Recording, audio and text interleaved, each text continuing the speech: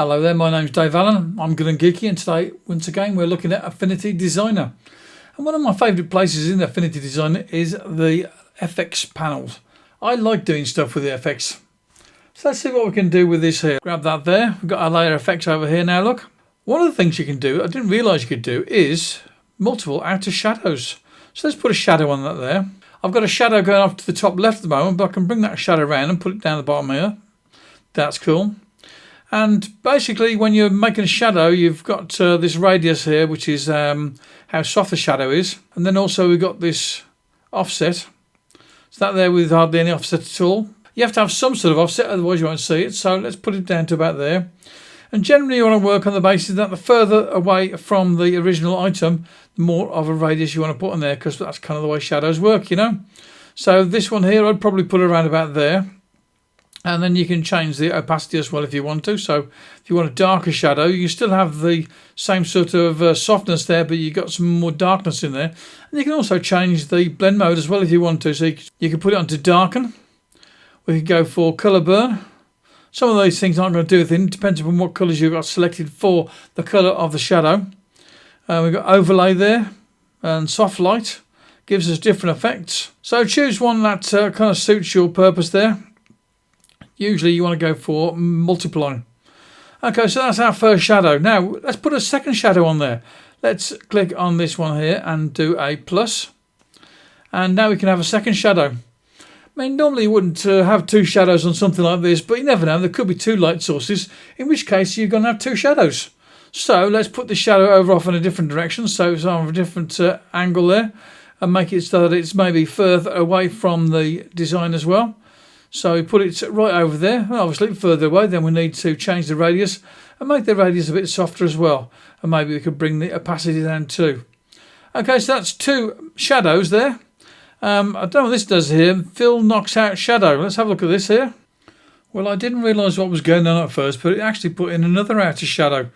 And I was trying to make the changes to make it go back again, and nothing was happening. But I had to just basically get rid of that extra shadow before I got back to where I was. So I've actually got three outer shadows on there now. Well, I think that's just one too many. So if you've got one too many, well, you can always just delete one. So there we go. We've got just two now. There you go. You can turn them on and off as you see fit. And obviously shadows don't just work on text as well. You can put shadows around other objects. So maybe we're going to shadow around this item here. So let's go for an add shadow on this one here. Nothing showing up yet. So you have to click on the tool so you actually see the controls for that specific tool. And now I'm going to first of all set the offset for that there. And you make the shadow go wherever you need it to go to. So you're usually going to have one light source for the whole image. So the shadows that you put on this here, once with the shadows the same down here. So the main shadow over on the top one there is going off to the bottom left. So let's put that over there. And we'll change the offset on that as well. Make it go further away, and then we'll change the radius.